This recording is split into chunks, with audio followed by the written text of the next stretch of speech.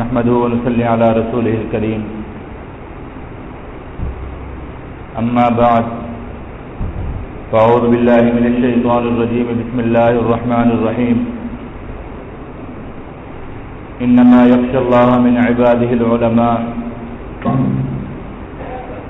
قال النبي صلى الله عليه وسلم فقيه واحد أشد على الشيطان من ألف عابد قال الشافعي رحمه الله تعالى أعد ذكر نعمان لنا أن ذكره هو المسك ما كررته يتضوع. میرے واجب القدر بھائیو دوستو بزرگو، گزشتہ جمعۃ المبارک سے ہمارا موضوع سیدنا امام اعظم رحمہ اللہ تعالی امام ابو حنیفہ رحمہ اللہ تعالی کی شان اور مناقب چل رہا تھا،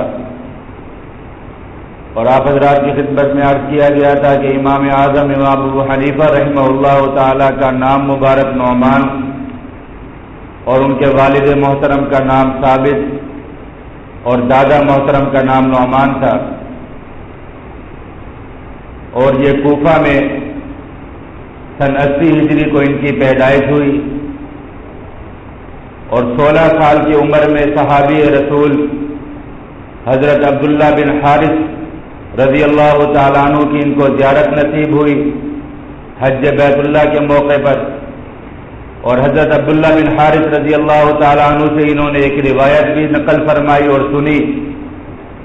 جو کہ روایت یہ تھی کہ وہ فرماتے ہیں کہ میں مسجد حرام میں اپنے والد محترم کے ساتھ جب گیا اور میں نے دیکھا کہ لوگوں کا ایک حلقہ اور مجلس لگی ہوئی ہے، تو میں نے اپنے والد محترم سے پوچھا کہ یہ کس کی مجلس ہے، تو انہوں نے فرمایا کہ یہ صحابی رسول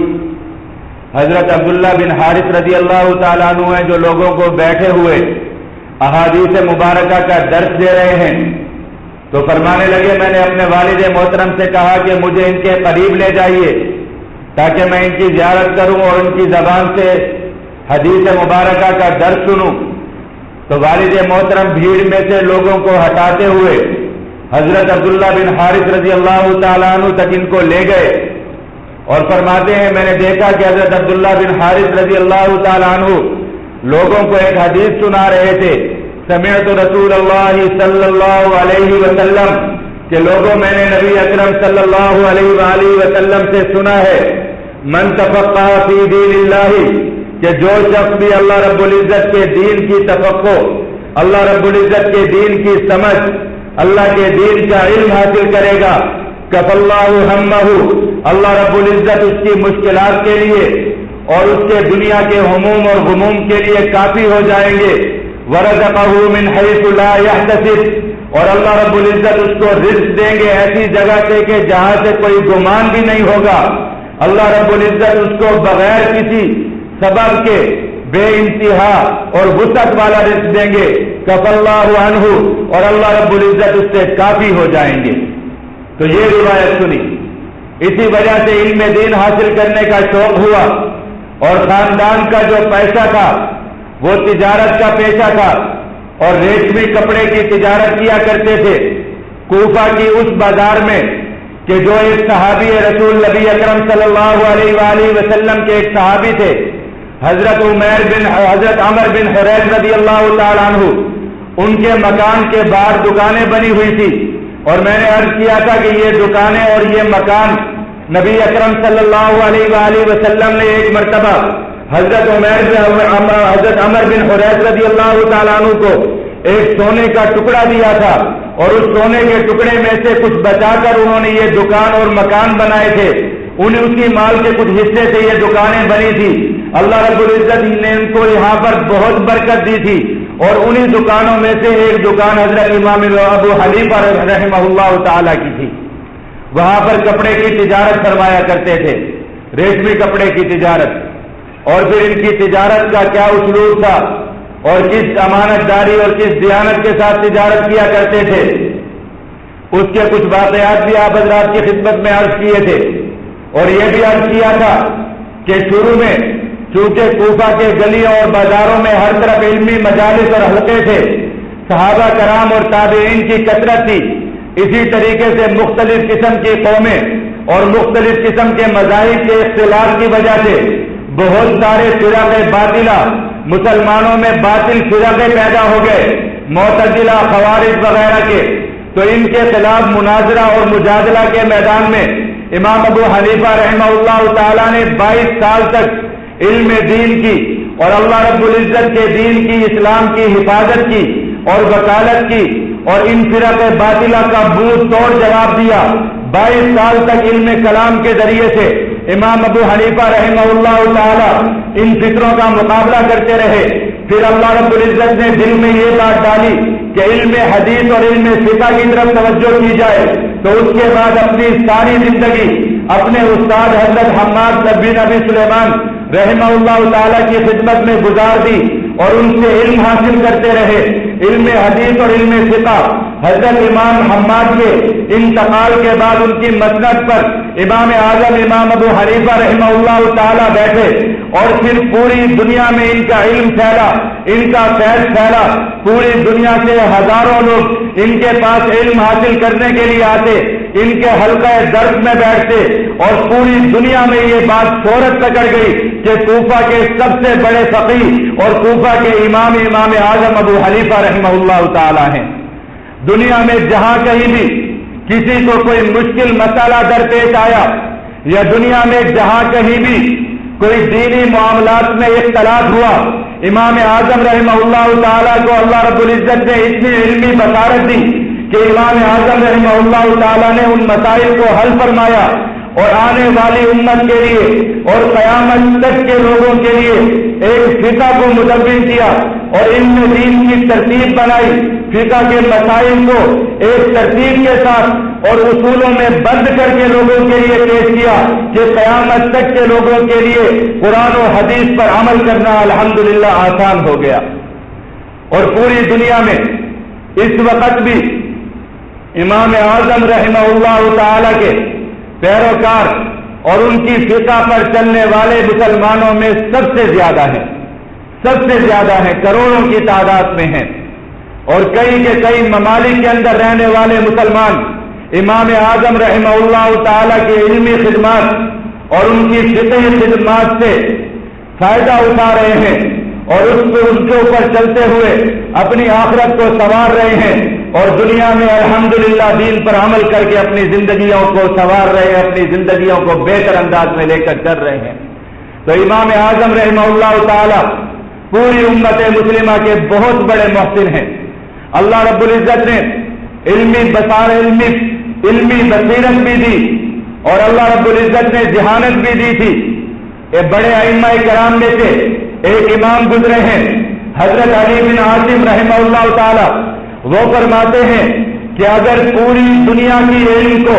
اور پوری دنیا کی عقل کو ایک پردے میں، ایک پلڑے میں رکھا جائے، اور دوسرے پلڑے میں امام اعظم رحمہ اللہ تعالیٰ کے علم کو رکھا جائے، تو خدا کی قسم امام اعظم کا پلڑا بھاری ہو جائے گا۔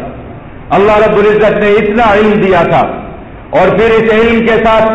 اللہ رب العزت نے سخاوت دی تھی، جیسا کہ عرض کیا تھا کہ اپنے حلقہ درس میں آنے والے غریب اور نادار طلبہ کی، اور حلقہ میں آنے والے جو ایسے لوگ ہوتے تھے کہ جن کی کفالت کی ضرورت ہوا کرتی تھی، امام اعظم رحمہ اللہ تعالیٰ ان لوگوں سے یہ کہا کرتے تھے کہ تم علم حاصل کرو، تمہارے گھروں کی کفالت میں کروں گا، اور امام اعظم رحمہ اللہ تعالیٰ ان کے گھروں کی کفالت فرمایا کرتے تھے۔ اپنی زندگی بہت سادگی کے ساتھ گزارتے تھے، بہت سادگی کے ساتھ گزارتے تھے، اس لیے فرماتے تھے کہ میں اپنے پورے سال کی آمدنی میں سے اپنے لیے صرف اپنے لیے 4000 درہم رکھتا ہوں پورے سال کے لیے، اور وہ بھی اس لیے رکھتا ہوں کہ تاکہ مجھے کسی کے آگے ہاتھ نہ پھیلانا پڑے۔ اگر مجھے اس بات کا خطرہ نہ ہوتا کہ مجھے کسی کے آگے ہاتھ پھیلانا پڑے گا تو میں اپنے پاس ایک درہم بھی نہ رکھتا، سب کچھ کما کے اللہ کے راستے میں خرچ کرتا رہتا۔ اور اپنی آخری عمر میں یہ حالت تھی کہ ایک بزرگ فرماتے ہیں کہ امام اعظم رحمہ اللہ تعالیٰ اپنی آخری عمر میں بغداد میں قیام پذیر تھے۔ میں وہاں پر گیا تو وہاں سے جب میں واپس کوفہ کی طرف آ رہا تھا تو میں نے امام اعظم رحمہ اللہ تعالیٰ سے پوچھا کہ میں کوفہ کی طرف جا رہا ہوں، اگر کوئی پیغام ہو یا کوئی کام ہو تو مجھے بتلا دیں۔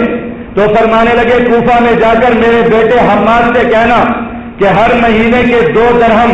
روٹی اور ستو کے لیے جو آتے ہیں وہ اس مہینے ابھی تک نہیں آئے، اس لیے جلدی سے بھیج دے۔ تو آخری عمر میں امام اعظم رحمہ اللہ تعالیٰ کا کل توشہ اور ان کا زاد راز صرف یہی 2 درہم ہوا کرتے تھے جو ایک مہینے میں وہ ستو اور روٹی لے کر استعمال فرمایا کرتے تھے۔ لیکن دینی اور علمی خدمات کا یہ عالم تھا کہ پورے عرب اور عجم کے اندر امام اعظم رحمہ اللہ تعالیٰ کے علم کا ڈنکا بجتا تھا۔ اور جب امام اعظم رحمہ اللہ تعالیٰ سفر حج پر تشریف لے جاتے تو پوری دنیا سے آنے والے حجاج کرام امام اعظم رحمہ اللہ تعالیٰ کی زیارت کیا کرتے تھے اور مشکل مسائل میں ان کی رہنمائی لیا کرتے تھے۔ ائمہ کرام میں سے کسی کا قول ہے کہ وہ فرماتے ہیں کہ ہم نے معاملے کو سمجھنا اور پھر اس معاملے کو خوش اسلوبی سے سمجھانا، اس چیز کا جو ملکہ امام اعظم رحمہ اللہ تعالیٰ کے پاس تھا وہ ہم نے کسی کے پاس نہیں دیکھا۔ بہت زیادہ نرم طبیعت کے تھے اور خوش طبع تھے۔ جب اللہ رب العزت کسی انسان کو نوازتے ہیں اور اللہ رب العزت اس کو عزت دیتے ہیں، علم میں کوئی مقام دیتے ہیں، تو اس سے حسد کرنے والے بھی بہت ہوتے ہیں، اس کی جڑیں کاٹنے والے بھی بہت ہوتے ہیں، اس کے خلاف باتیں کرنے والے، اس سے حسد اور کینہ رکھنے والے بھی بہت ہوتے ہیں۔ امام اعظم رحمہ اللہ تعالیٰ کے ساتھ بھی یہی معاملہ تھا کہ جہاں پوری دنیا میں امام اعظم کے شاگرد تھے، جہاں پوری دنیا کے کونے کونے سے لوگ علم حاصل کرنے آیا کرتے تھے، جہاں آ کر لوگ ان کے سائے میں پناہ حاصل کیا کرتے تھے، وہاں حاسدین بھی بہت زیادہ تھے جو امام اعظم رحمہ اللہ تعالیٰ کے خلاف دن رات بد دعائیں کیا کرتے تھے، اپنی زبانوں کو غلط استعمال کرتے تھے، امام اعظم رحمہ اللہ تعالیٰ کی عیب جوئیاں اور عیب گوئیاں کیا کرتے تھے۔ لیکن دیکھنے والے فرماتے ہیں کہ ہم نے کبھی امام اعظم رحمہ اللہ تعالیٰ کی زبان سے یا ان کے منہ سے اپنے مخالفین کے لیے کوئی کلمہ، کوئی برا کلمہ یا کوئی بد دعا نہیں سنی، بلکہ امام اعظم ان کے لیے بھی دعا فرمایا کرتے تھے کہ یا اللہ ان کو ہدایت دے، یا اللہ ان پر رحم فرما۔ اپنے ستانے والوں کے ساتھ بھی خوش اسلوبی کے ساتھ پیش آیا کرتے تھے، نرم طبیعت کے تھے۔ اللہ رب العزت نے بات کو سمجھانے کا بہت ملکہ دیا تھا۔ ایک شخص تھا کوفہ کے بہت بڑے لوگوں میں سے تھا، لیکن اس کے دل میں حضرت عثمان غنی رضی اللہ تعالیٰ عنہ کا بغض تھا۔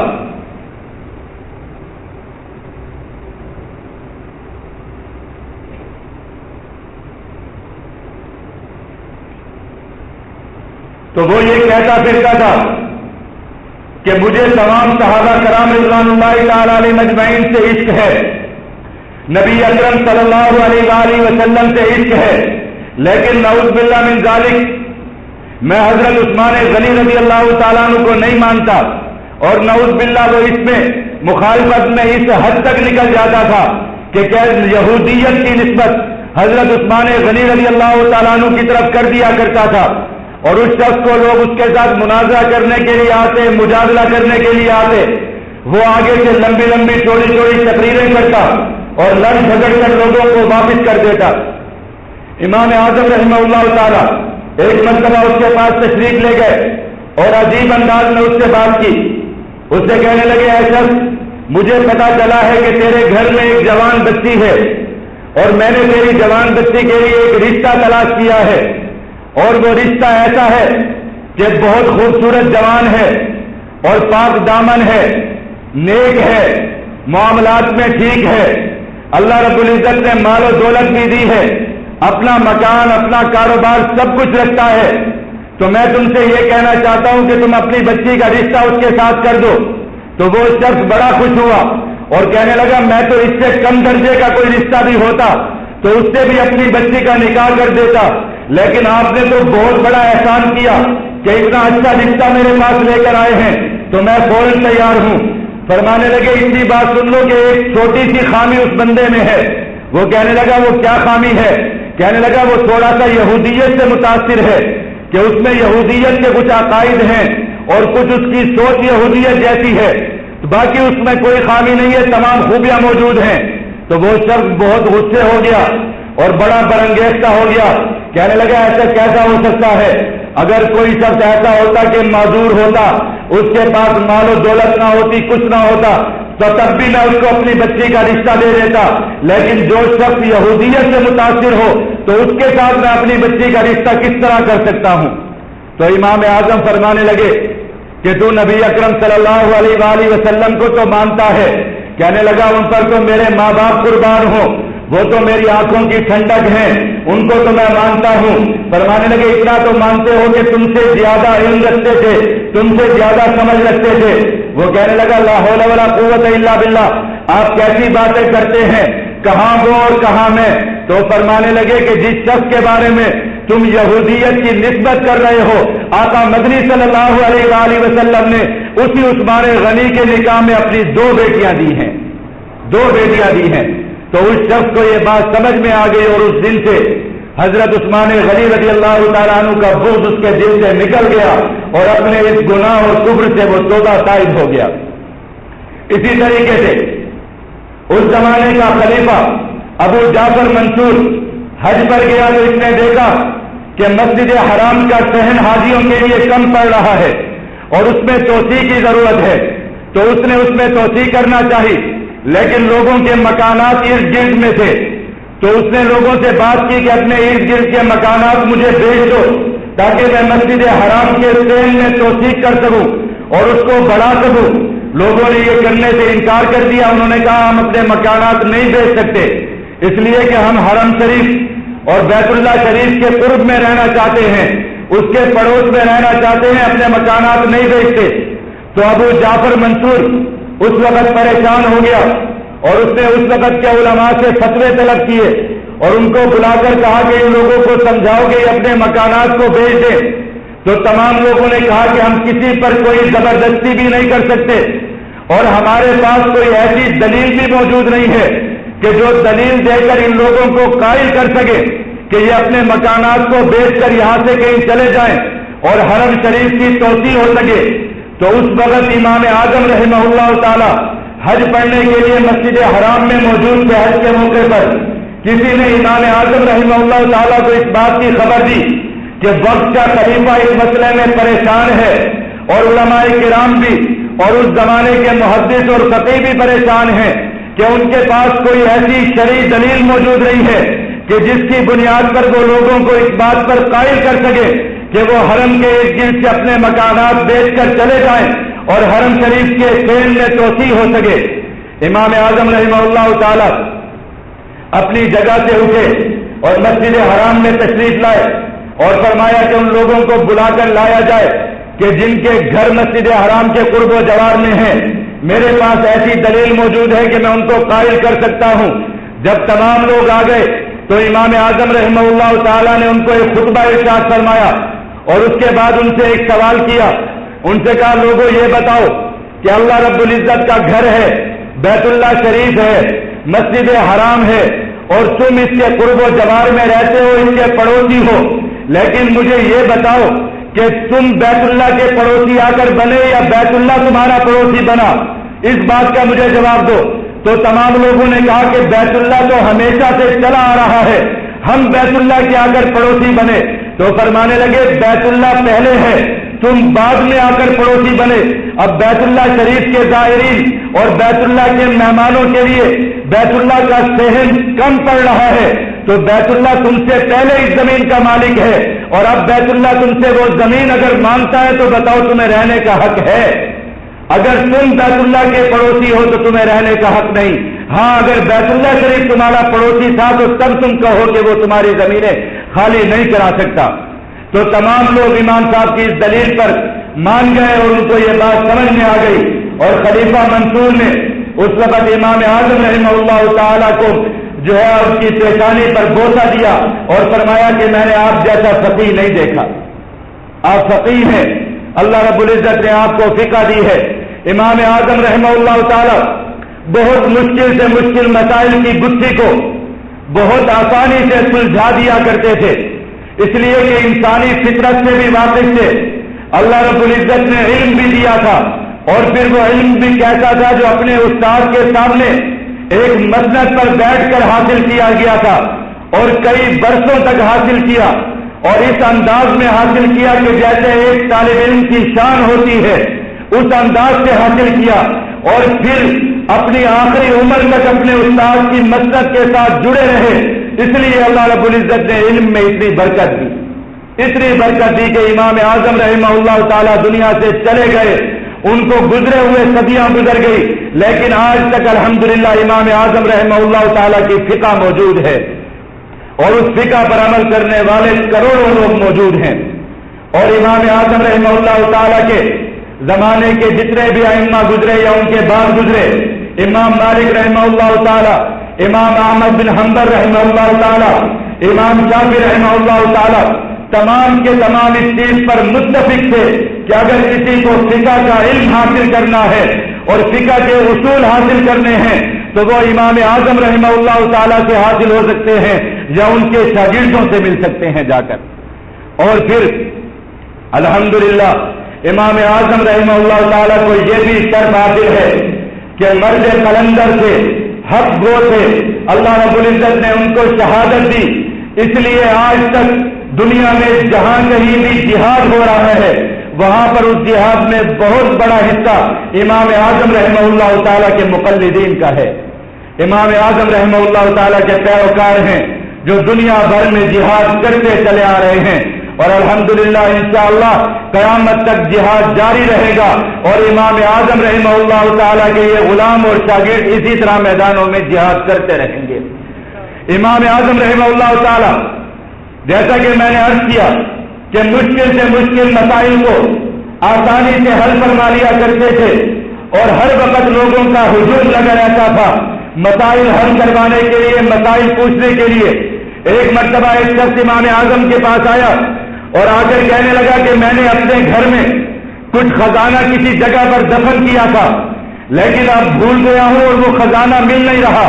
کہ گھر کے کس کونے میں یا کس مقام پر میں نے وہ خزانہ دفن کیا تھا، تو آپ میری رہنمائی فرمائے۔ تو امام صاحب فرمانے لگے میں تو فقہ کے مسائل بتاتا ہوں،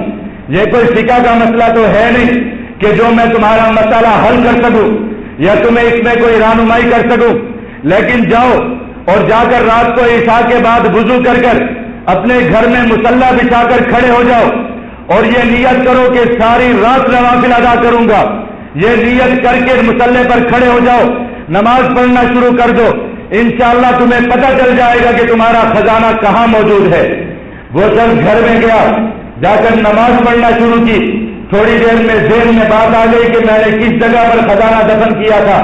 نماز ختم کی، جا کر خزانہ نکالا اور سو گیا۔ دوسرے دن آ کر امام اعظم رحمہ اللہ تعالیٰ کو بتایا کہ آپ نے تو بہت بہترین نسخہ بتایا تھا،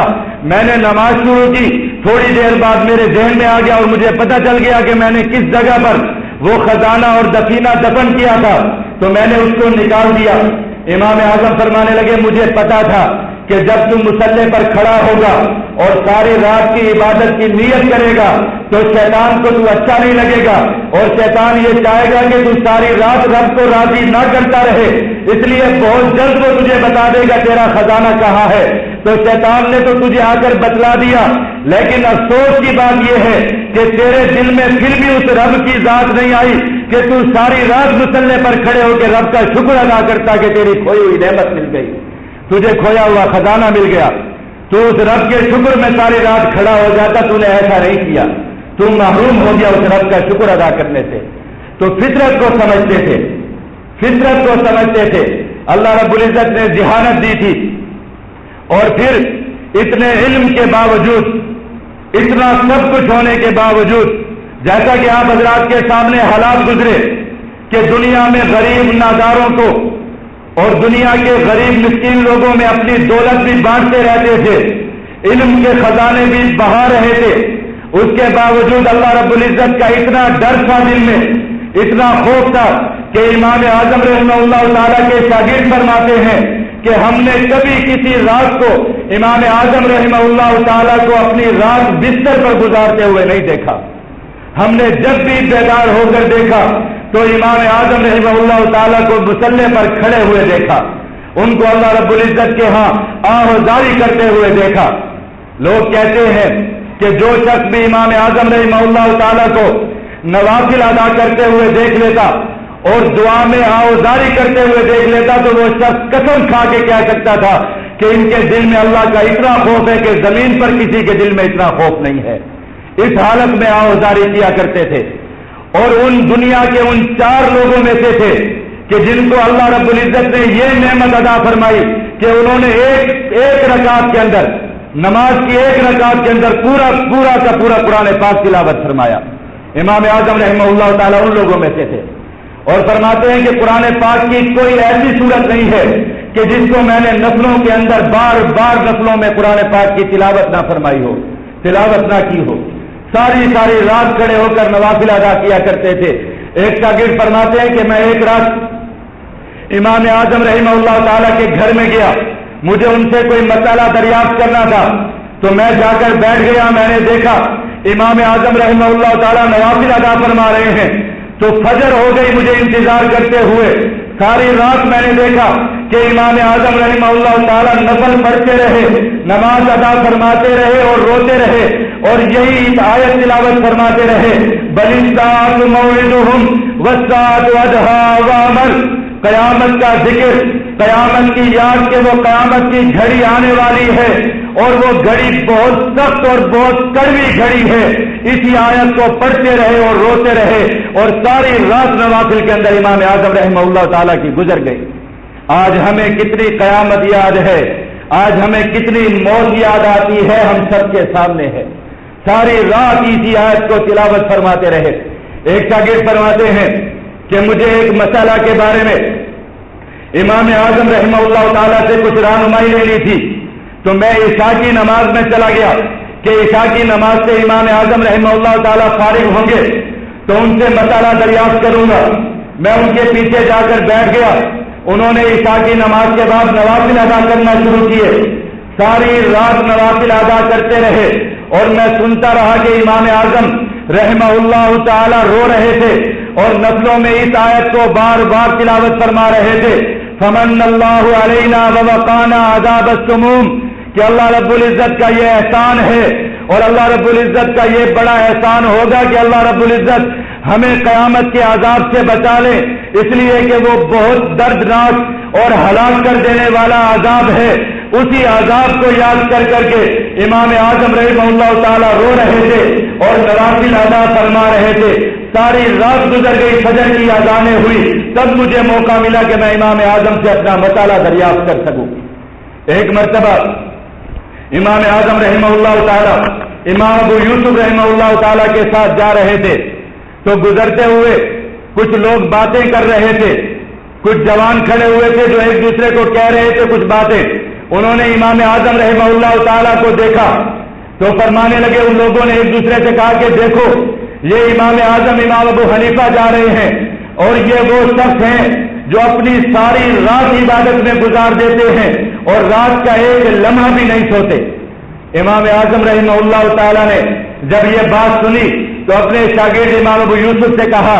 کہنے لگے کہ دیکھو ان لوگوں کا گمان میرے بارے میں کہ ان کا یہ گمان ہے کہ میں ساری رات نہیں سوتا اور اللہ رب العزت کی عبادت کرتا ہوں، حالانکہ میں رات کا ایک حصہ سوتا بھی ہوں، لیکن یہ لوگ میرے بارے میں یہ گمان کرتے ہیں۔ تو آج سے میں یہ قسم کھاتا ہوں کہ میں ساری رات نہیں سوؤں گا، اس لیے کہ میں اللہ رب العزت کی مخلوق کو دھوکہ نہیں دے سکتا، کہ یہ لوگ مجھ سے جو گمان کرتے ہیں میں ان کو دھوکہ دوں اور اس گمان پر پورا نہ اتروں، اس لیے آج سے ساری رات جاگا کروں گا اور عبادت کیا کروں گا۔ اپنے والدین کی بہت خدمت کی۔ والد محترم تو بچپن میں، جوانی میں ان کا انتقال ہو گیا،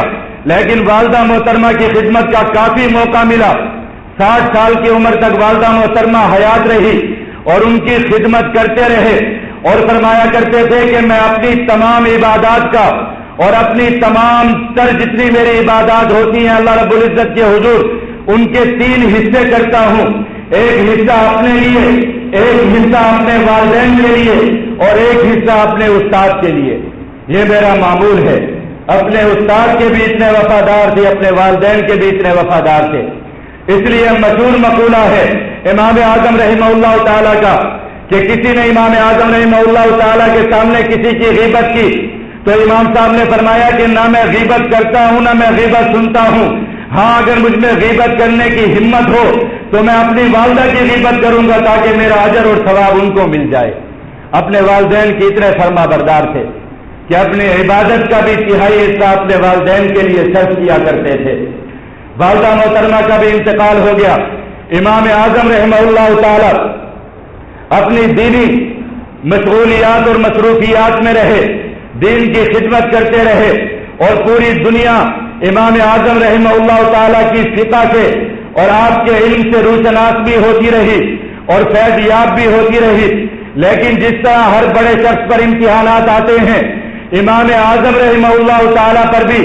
یہ امتحان آیا کہ وقت کے جتنے بھی حکمران تھے انہوں نے امام اعظم رحمہ اللہ تعالی کو ان کی حق گوئی کی وجہ سے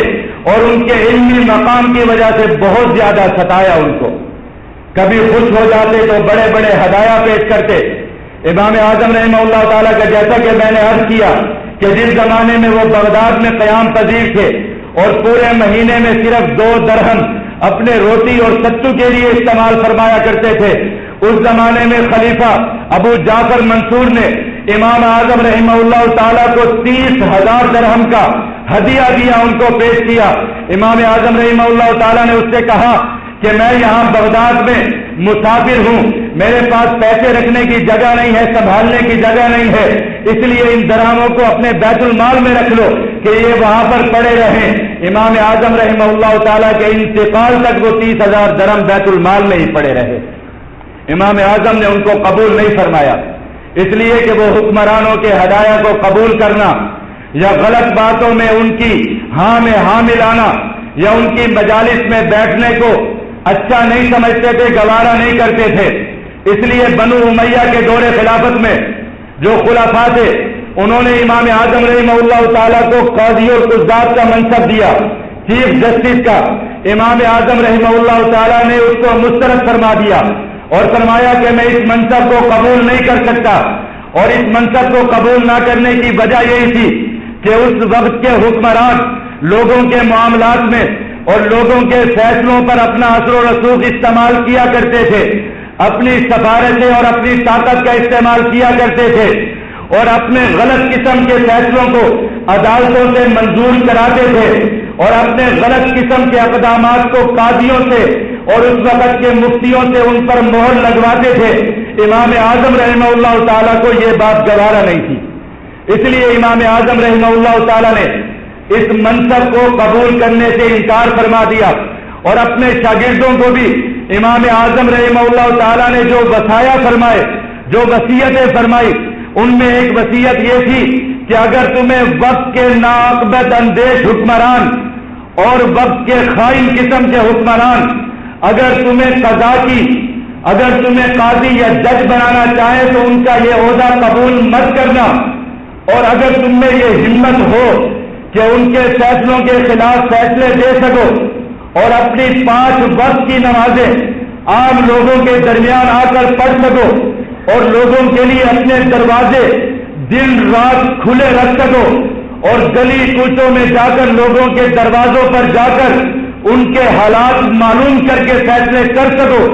اگر ان تمام چیزوں کو کر سکو تو قاضی بننا، ورنہ قضات کے عہدے کو قبول مت کرنا، ورنہ جج مت بننا۔ یہ شرائط لکھی تھی امام صاحب نے۔ اس لیے امام اعظم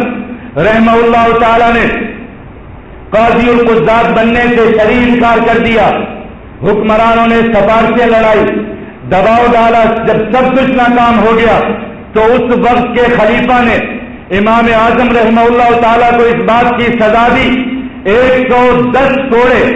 امام اعظم رحمہ اللہ تعالیٰ کو مارنے کی سزا دی، اور امام صاحب نے ان کوڑوں کو کھانا گوارا کیا، لیکن فرمایا کہ میں قیامت کے دن کسی مظلوم کے سامنے کھڑا نہیں ہو سکتا، دنیا میں یہ کوڑے کھا سکتا ہوں۔ اور تاریخ نے یہ بات اپنے اوراق پر سنہری حروف کے ساتھ لکھی کہ بغداد کا وہ امام اور کوفہ کا وہ امام کہ جس کو دنیا امام اعظم کہتی ہے، اس کی کمر پر 110 کوڑے مارے گئے اور انہوں نے اس کو قبول فرمایا اس چیز کو۔ یہ امام اعظم رحمہ اللہ تعالیٰ تھے۔ پھر بنو امیہ کی حکومت ختم ہو گئی تو بنو عباس کی حکومت آئی، عثمانی خلافت عثمانیہ شروع ہوئی، تو اس وقت کا جو خلیفہ تھا ابو جعفر منصور اس نے بھی وہی کیا اور امام اعظم رحمہ اللہ تعالیٰ کو مجبور کیا کہ وہ قاضی القضات بن جائیں، بڑے قاضی بن جائیں، اس لیے کہ اس زمانے کے جو خریدے ہوئے قاضی تھے یا جو حکمرانوں کی خوشنودی کے لیے فتوے دینے والے مفتی تھے، وہ جب کوئی فتویٰ دیا کرتے تھے اور امام اعظم رحمہ اللہ تعالیٰ کی بات جب آتی تھی تو ان کے فتوے پھیکے پڑ جاتے تھے اور کوئی شخص بھی ان کی بات کو تسلیم نہیں کرتا تھا۔ اور اس وقت کوفہ ہو یا بغداد ہو یا پوری دنیا کا کونا کونا ہو، امام اعظم رحمہ اللہ تعالیٰ کے منہ سے نکلی ہوئی بات سند سمجھی جاتی تھی۔ اس لیے میں نے آپ کے سامنے امام مالک کا وہ مقولہ نقل کیا تھا کہ امام مالک فرماتے تھے کہ اگر امام ابو حنیفہ یہ کہہ دے کہ یہ سامنے کھڑا ہوا ستون سونے کا ہے تو خدا کی قسم ان کے پاس دلیل ہوگی کہ یہ ستون سونے کا ہے، اور وہ یہ جانتے ہوں گے کہ یہ سونے کا ہے، اور ہمیں ماننا ہوگا کہ یہ ستون سونے کا ہے۔ اللہ رب العزت نے یہ تاثیر دی تھی تو تمام مفتیوں کے فتوے پھیکے پڑ جاتے تھے، اس لیے ان کو مجبور کیا جاتا تھا کہ آپ قاضی القضات بن جائیں۔ تو خلیفہ ابو جعفر منصور نے بھی ان کو مجبور کیا کہ یہ قاضی القضات بن جائیں، انہوں نے انکار کر دیا، ستایا گیا، سزاؤں کی دھمکیاں دی گئی، لیکن انہوں نے ہر چیز کو جب مسترد کر دیا تو اس وقت کے خلیفہ نے ان کو جیل میں بند کر دیا، اور پھر حسد اور کینہ اور آپ کی علمی شان سے حسد کر کے اس حد تک پہنچ گیا کہ اسی جیل میں امام اعظم رحمہ اللہ تعالیٰ کو زہر دیا گیا اور اسی زہر سے امام اعظم رحمہ اللہ تعالیٰ کی شہادت ہوئی۔ امام اعظم رحمہ اللہ تعالیٰ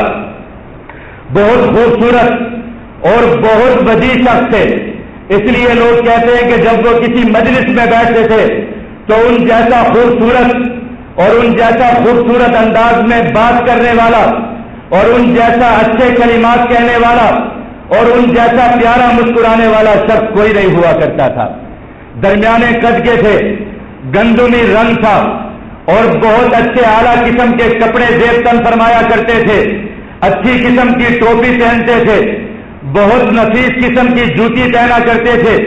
اور گھر سے نکلنے سے پہلے اپنی جوتی کے تسمے بہت سلیقے سے باندھتے تھے۔ ایک مرتبہ اپنی مجلس میں ایک شخص کو دیکھا کہ وہ بہت بڑا گندا حال تھا، کپڑے پھٹے ہوئے اور اسی طریقے سے بری حالت تھی، تو اس کو اپنے پاس بلا کر کافی سارے درہم اور دنانیر اس کو ہدیہ کیے۔ تو اس شخص نے کہا کہ میں ضرورت مند نہیں ہوں، اللہ رب العزت نے مجھے بہت مال دیا ہے۔ تو فرمانے لگے اگر رب نے مال دیا ہے تو اس کو تھوڑا سا اپنے اوپر ظاہر کیا کرو، اس لیے کہ رب کی نعمتیں ظاہر ہونی چاہیے، اپنی بری حالت مت بنا کے رکھا کرو۔ تو امام اعظم رحمہ اللہ تعالی بہت اچھی حالت میں رہتے تھے، بہت اچھے اور نفیس قسم کے عطر استعمال فرمایا کرتے تھے، اور جمعہ کے دن سفید رنگ کا کرتا اور سفید رنگ کی تہبند استعمال فرمایا کرتے تھے، جس کی قیمت اس زمانے میں 4 درہم تھی، اس کو استعمال فرمایا کرتے تھے۔ اور گھر میں اکثر چٹائی بچھا ہوا کرتی تھی جس پر امام اعظم رحمہ اللہ تعالیٰ بیٹھا کرتے تھے۔ تو یہ تھے ہمارے امام اعظم امام ابو حنیفہ رحمہ اللہ تعالی۔ تو زندگی ان کی ساری زندگی علم دین کی خدمت میں اور پوری دنیا کو علم دین پڑھانے سکھانے اور قیامت تک کے مسائل میں لوگوں کی رہنمائی کرنے میں گزر گئی۔ سن 80 ہجری میں امام اعظم رحمہ اللہ تعالی کی پیدائش ہوئی اور سن 150 ہجری میں رجب کے مہینے میں امام اعظم رحمہ اللہ تعالی کا جنازہ جیل سے نکلا کہ جب ان کو زہر دیا گیا اور اس زہر کے ساتھ امام اعظم رحمہ اللہ تعالی کی شہادت ہوئی، اور جس دن امام اعظم رحمہ اللہ تعالی دنیا سے رخصت ہوئے تو بغداد کی جیل سے 4 سرکاری اہلکار امام اعظم رحمہ اللہ تعالی کا جنازہ لے کر نکلے، اور اس وقت کے بڑے بڑے ائمہ کرام نے امام اعظم رحمہ اللہ تعالی کو غسل دیا، لیکن وقت کے اس بادشاہ کا، وقت کے اس علم کے شہنشاہ کا اور دنیا بھر کے محسن کا جنازہ بہت لاوارث انداز میں نکلا، اور اس انداز میں نکلا کہ جنازے کو کندھا دینے والے صرف 4 اشخاص تھے، اس لیے کہ بتانا مقصد یہ تھا کہ جو بھی دنیا میں حق پر کھڑا ہوگا، جو بھی دنیا میں دین پر کھڑا ہوگا، اس کے جنازے تو شاید جیل سے نکلیں شاید ان کے جنازوں کو کندھے دینے والا کوئی نہ ہو، چاہے وہ وقت کا امام اعظم ابو حنیفہ ہو یا وہ وقت کا شیخ اسامہ بن لادن ہو، لیکن خدا کی قسم دنیا نہ امام اعظم کے بغیر رہ سکتی ہے، نہ دنیا وقت کے ان کلندروں کے بغیر کھڑی ہو سکتی ہے، نہ دنیا میں کوئی انقلاب، نہ دنیا میں کوئی دین کی رہنمائی ان جیسے قربانی دینے والے لوگوں کے بغیر ہو سکتی ہے، نہ کبھی ہوئی ہے۔ آج بھی بغداد کی گلیاں اس بات کی شاہد ہیں کہ امام اعظم امام ابو حنیفہ کا جنازہ 4 کندھوں پر سوار ہو کر لاوارث نکلا، لیکن جب وہ جنازہ نکلا تو خدا کی قسم 6 بار جنازہ ہوا اور لاکھوں لوگوں نے امام اعظم کا جنازہ پڑھا۔ اور آج بھی مشرقی بغداد میں خیرزان کے قبرستان میں امام اعظم کی قبر پر کروڑوں لوگ آج بھی سلام پیش کرتے ہیں، اور پوری دنیا کے چپے چپے میں آج بھی کہیں پر قرآن پڑھا جاتا ہے تو اس کا ایصال ثواب امام اعظم کو دیا جاتا ہے۔ یہ وقت کے کامیاب لوگ تھے۔ اللہ رب العزت ہم سب کو امام اعظم کے نقش قدم پر چلنے کی توفیق عطا فرمائے۔ وآخر دعوانا الحمدللہ رب العالمین۔